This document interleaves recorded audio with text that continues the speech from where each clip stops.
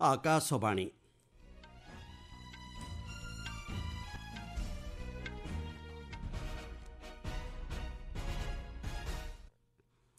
ସମ୍ବାଦ ପଢ଼ୁଛନ୍ତି ମହେନ୍ଦ୍ର କୁମାର ମାଝୀ। ମୁଖ୍ୟ ସମ୍ବାଦ, ନିଶାମୁକ୍ତ ଅଭିଯାନରେ ସାମିଲ ହେବାକୁ ଛାତ୍ରଛାତ୍ରୀଙ୍କୁ ଆହ୍ୱାନ ଦେଲେ ଉପରାଷ୍ଟ୍ରପତି। ବିହାର ପ୍ରଥମ ପର୍ଯ୍ୟାୟ ନିର୍ବାଚନ ପାଇଁ ଆସନ୍ତାକାଲି ସନ୍ଧ୍ୟାରେ ଶେଷ ହେବ ପ୍ରଚାର। କାତାରର ଦୋହାଠାରେ ଆସନ୍ତାକାଲିଠାରୁ ଆରମ୍ଭ ହେବ ଦ୍ୱିତୀୟ ବିଶ୍ୱ ସାମାଜିକ ବିକାଶ ସମ୍ମିଳନୀ। ରୁଷ ସହାୟତାରେ 8ଟି ନୂତନ ପରମାଣୁ ଶକ୍ତି କେନ୍ଦ୍ର ନିର୍ମାଣ ନେଇ ଇରାନର ଘୋଷଣା ଏବଂ ହକି କ୍ରୀଡ଼ାର ଶତବାର୍ଷିକୀ ପାଳନ ଅବସରରେ ଆସନ୍ତା 7 ତାରିଖରେ ଦେଶରେ ଆୟୋଜିତ ହେବ ବିଭିନ୍ନ କାର୍ଯ୍ୟକ୍ରମ, କହିଲେ କ୍ରୀଡ଼ା ଓ ଯୁବ ବ୍ୟାପାର ମନ୍ତ୍ରୀ।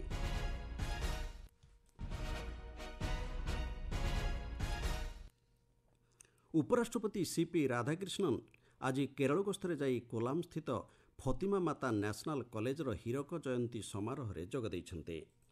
ଏହି ଅବସରରେ ଉପରାଷ୍ଟ୍ରପତି ଛାତ୍ରଛାତ୍ରୀମାନଙ୍କୁ ଭେଟି ନିଶା ବିରୋଧୀ ଲଢ଼େଇରେ ଏକଜୁଟ ହେବାକୁ ପରାମର୍ଶ ଦେଇଛନ୍ତି।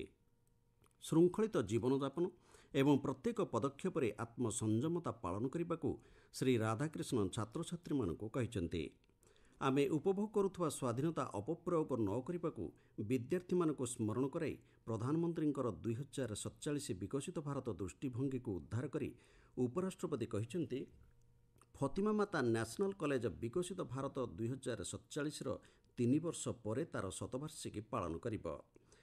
କେରଳ ଦେଶର ଶିକ୍ଷା କ୍ଷେତ୍ରକୁ ଦେଇଥିବା ଉଲ୍ଲେଖନୀୟ ଭୂମିକା ପାଇଁ ଉପରାଷ୍ଟ୍ରପତି ବେଶ୍ ପ୍ରଶଂସା କରିଛନ୍ତି। ବିହାରରେ ପ୍ରଥମ ପର୍ଯ୍ୟାୟ ନିର୍ବାଚନ ପାଇଁ ଆସନ୍ତା 6 ତାରିଖରେ ମତଗ୍ରହଣ କରାଯିବ।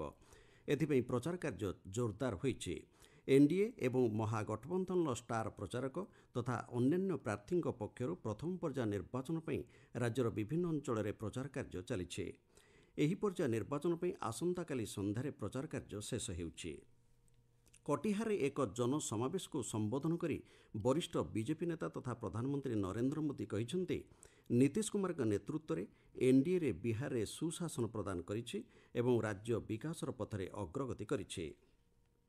ବରିଷ୍ଠ ବିଜେପି ନେତା ତଥା ସ୍ୱରାଷ୍ଟ୍ରମନ୍ତ୍ରୀ ଅମିତ ଶାହା ଏନ୍ଡିଏ ପ୍ରାର୍ଥୀଙ୍କ ସପକ୍ଷରେ ସେଓହର ଏବଂ ସୀତାମାଢ଼ିରେ ଜନସମାବେଶକୁ ସମ୍ବୋଧନ କରିଛନ୍ତି। ବିଜେପିର ଅନ୍ୟତମ ଷ୍ଟାର ପ୍ରଚାରକ ତଥା ଉତ୍ତରପ୍ରଦେଶ ମୁଖ୍ୟମନ୍ତ୍ରୀ ଯୋଗୀ ଆଦିତ୍ୟନାଥ ମଧ୍ୟ ଆଜି କେତୋଟି ନିର୍ବାଚନ ସଭାରେ ଦଳୀୟ ପ୍ରାର୍ଥୀଙ୍କ ସପକ୍ଷରେ ପ୍ରଚାର କରିଛନ୍ତି। ସେହିଭଳି କଂଗ୍ରେସ ସଭାପତି ମଲ୍ଲିକାର୍ଜୁନ ଖଡ଼ଗେ, ଦଳର ମହାସଚିବ ପ୍ରିୟଙ୍କା ଗାନ୍ଧୀ ଭଦ୍ରା, ରାଷ୍ଟ୍ରୀୟ ଜନତା ଦଳ ନେତା ତେଜସ୍ୱୀ ଯାଦବ ଏବଂ ସମାଜବାଦୀ ପାର୍ଟି ଅଧ୍ୟକ୍ଷ ଅଖିଳେଶ ଯାଦବ ମହାଗଠବନ୍ଧନର ପ୍ରାର୍ଥୀଙ୍କ ସପକ୍ଷରେ ପ୍ରଚାର କାର୍ଯ୍ୟରେ ସାମିଲ ହୋଇଥିଲେ। ରାଜସ୍ଥାନର ଜୟପୁରରେ ଆଜି ଏକ ସଡ଼କ ଦୁର୍ଘଟଣାରେ 14 ଜଣଙ୍କର ମୃତ୍ୟୁ ହୋଇଛି। 5 ଜଣ ଗୁରୁତର ଆହତଙ୍କୁ ଜୟପୁର ଏସ୍ଏମ୍ଏସ୍ ହସ୍ପିଟାଲରେ ଚିକିତ୍ସା କରାଯାଉଛି। ଶିକର ରୋଡ୍ରେ ଏକ ଦ୍ରୁତଗାମୀ ଟ୍ରକ୍ ନିୟନ୍ତ୍ରଣ ହରାଇ କାର୍ ଏବଂ 2 ଚକିଆ ଯାନ ସମେତ ବିଭିନ୍ନ ଗାଡ଼ିକୁ ଧକ୍କା ଦେଇଥିଲା। ଫଳରେ ଏହି ଦୁର୍ଘଟଣା ଘଟିଛି। ଟ୍ରକ୍ର ଡ୍ରାଇଭର ମଦ୍ୟପାନ କରିଥିବା ଜଣାପଡ଼ିଛି। ପୁଲିସ ଡ୍ରାଇଭରକୁ ଗିରଫ କରିଛି। ମୁଖ୍ୟମନ୍ତ୍ରୀ ଭଜନଲାଲ ଶର୍ମା ଏହି ଦୁର୍ଘଟଣା ନେଇ ଗଭୀର ଶୋକ ପ୍ରକାଶ କରିଛନ୍ତି। ଦୁର୍ଘଟଣାର କାରଣ ନିର୍ଣ୍ଣୟ ପାଇଁ ତଦନ୍ତ ଆରମ୍ଭ ହୋଇଛି। ରାଜ୍ୟରେ ବୃଦ୍ଧି ପାଉଥିବା ସଡ଼କ ଦୁର୍ଘଟଣାର ସ୍ଥିତି ସମୀକ୍ଷା ନେଇ ମୁଖ୍ୟମନ୍ତ୍ରୀ ଆଜି ସନ୍ଧ୍ୟାରେ ଏକ ଉଚ୍ଚସ୍ତରୀୟ ବୈଠକ ଡାକିଛନ୍ତି। ରାଷ୍ଟ୍ରପତି ଦ୍ରୌପଦୀ ମୁର୍ମୁ, ଉପରାଷ୍ଟ୍ରପତି ସିପି ରାଧାକ୍ରିଷ୍ଣନ୍ ଏବଂ ପ୍ରଧାନମନ୍ତ୍ରୀ ନରେନ୍ଦ୍ର ମୋଦି ଏହି ଦୁର୍ଘଟଣା ପାଇଁ ଗଭୀର ଶୋକ ପ୍ରକାଶ କରିଛନ୍ତି।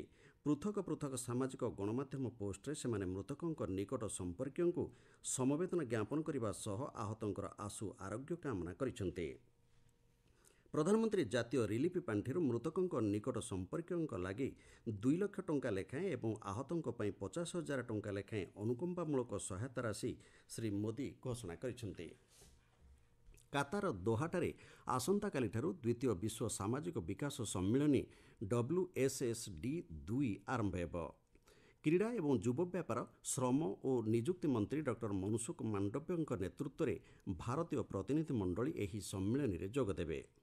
ଆନ୍ତର୍ଜାତିକ ଶ୍ରମ ସଂଗଠନର ମନ୍ତ୍ରୀସ୍ତରୀୟ ଆଲୋଚନା ଚକ୍ରରେ ଡକ୍ଟର ମାଣ୍ଡବ୍ୟ ଅଂଶଗ୍ରହଣ କରିବେ। ଶ୍ରମଶକ୍ତି କ୍ଷେତ୍ରରେ ଭାରତର ଅନ୍ତର୍ଭୁକ୍ତି ଏବଂ ସମାନ ଅଭିବୃଦ୍ଧିର ଦୃଷ୍ଟିକୋଣକୁ ଡକ୍ଟର ମାଣ୍ଡବ୍ୟ ଏହି ସମ୍ମିଳନୀରେ ଉପସ୍ଥାପନ କରିବାର ଆଶା କରାଯାଉଛି। ଗସ୍ତ ଅବସରରେ doctor Mandaviya Qatar, Romania, Mauritius ଓ ୟୁରୋପୀୟ ସଂଘର ପ୍ରତିପକ୍ଷଙ୍କ ସହିତ ଆଲୋଚନା ବୈଠକରେ ଯୋଗଦେବେ। ଆନ୍ତର୍ଜାତିକ ଶ୍ରମ ସଂଗଠନର ମହାନିର୍ଦ୍ଦେଶକ ଏବଂ ଜାତିସଂଘର ବରିଷ୍ଠ ଅଧିକାରୀଙ୍କ ସହିତ ଦ୍ୱିପାକ୍ଷିକ ବୈଠକରେ ଡକ୍ଟର ମାଣ୍ଡବ୍ୟ ଯୋଗଦେବାର କାର୍ଯ୍ୟସୂଚୀ ରହିଛି। ଏହି ସମ୍ମିଳନୀ ଆସନ୍ତା 6 ତାରିଖରେ ଉଦ୍ଯାପିତ ହେବ।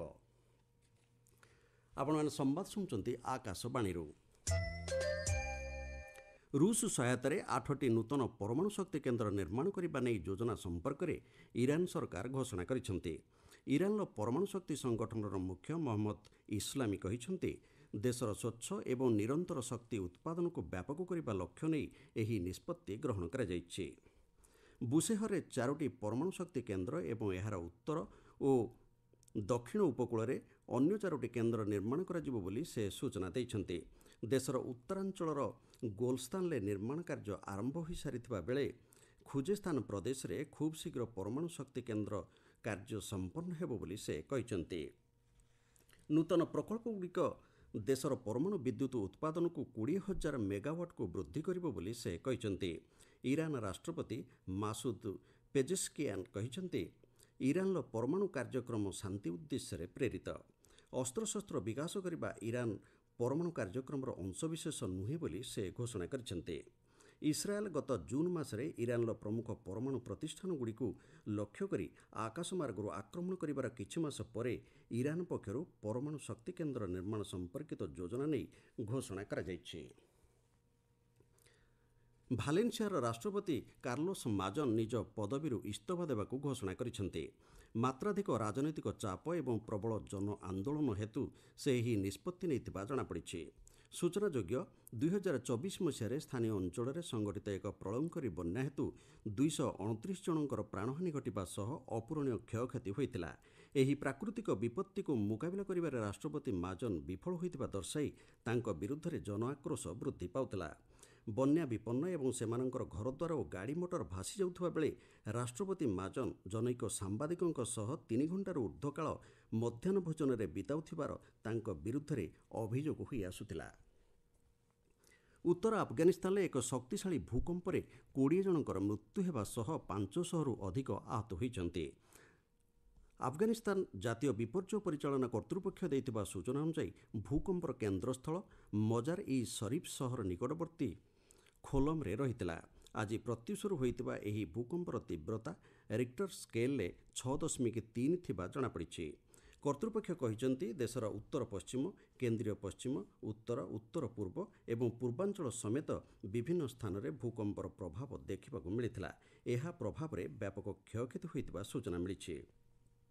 ଭାରତର ଜାତୀୟ ଭୂକମ୍ପ ବିଜ୍ଞାନ କେନ୍ଦ୍ର କହିଛି, 23 କିଲୋମିଟର ଗଭୀରତାରେ ଏହି ଭୂକମ୍ପ କେନ୍ଦ୍ରୀଭୂତ ହୋଇଥିଲା। ଉଜବେକିସ୍ତାନ, ତାଜିକିସ୍ତାନ ଏବଂ ପାକିସ୍ତାନରେ ମଧ୍ୟ ଏହାର ପ୍ରଭାବ ଅନୁଭୂତ ହୋଇଛି। କେନ୍ଦ୍ର ସରକାର ଓଡ଼ିଶାରେ ଥିବା ଗ୍ରାମୀଣ ସ୍ଥାନୀୟ ସ୍ୱାୟତ୍ତଶାସନ ସଂସ୍ଥାକୁ ପଞ୍ଚଦଶ ଅର୍ଥ ଆୟୋଗ ଅନୁଦାନ ରାଶି ସ୍ୱରୂପ 444 କୋଟି ଟଙ୍କା ପ୍ରଦାନ କରିଛନ୍ତି।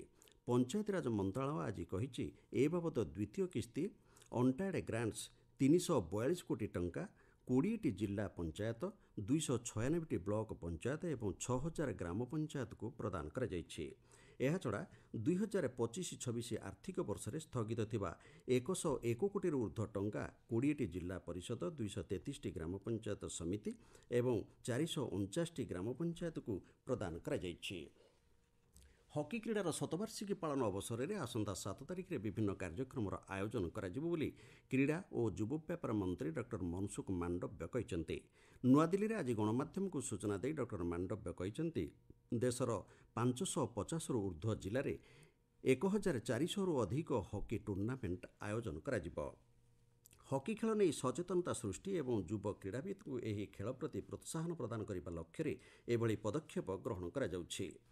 ଦେଶର କ୍ରୀଡ଼ା ସଂସ୍କୃତିକୁ ମଜବୁତ କରିବା, ହକି ଇତିହାସ ସହିତ ଯୁବପିଢ଼ିଙ୍କୁ ଯୋଡ଼ିବା ଏବଂ ଭବିଷ୍ୟତ ଗଠନରେ ଯୁବପିଢ଼ିଙ୍କୁ ପ୍ରେରଣା ପ୍ରଦାନ କରିବା ଏହି ପଦକ୍ଷେପର ଅନ୍ୟତମ ଉଦ୍ଦେଶ୍ୟ ବୋଲି ଡକ୍ଟର ମାଣ୍ଡବ୍ୟ କହିଛନ୍ତି।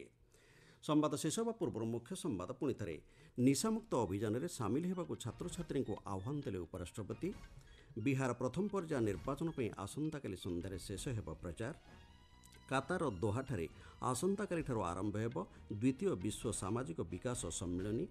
ରୁଷ ସହାୟତାରେ 8ଟି ନୂତନ ପରମାଣୁ ଶକ୍ତି କେନ୍ଦ୍ର ନିର୍ମାଣ ନେଇ ଇରାନର ଘୋଷଣା ଏବଂ ହକି କ୍ରୀଡ଼ାର ଶତବାର୍ଷିକୀ ପାଳନ ଅବସରରେ ଆସନ୍ତା 7 ତାରିଖରେ ଦେଶରେ ଆୟୋଜିତ ହେବ ବିଭିନ୍ନ କାର୍ଯ୍ୟକ୍ରମ, କହିଲେ କ୍ରୀଡ଼ା ଓ ଯୁବ ବ୍ୟାପାର ମନ୍ତ୍ରୀ। ସମ୍ବାଦ ଶେଷ ହେଲା।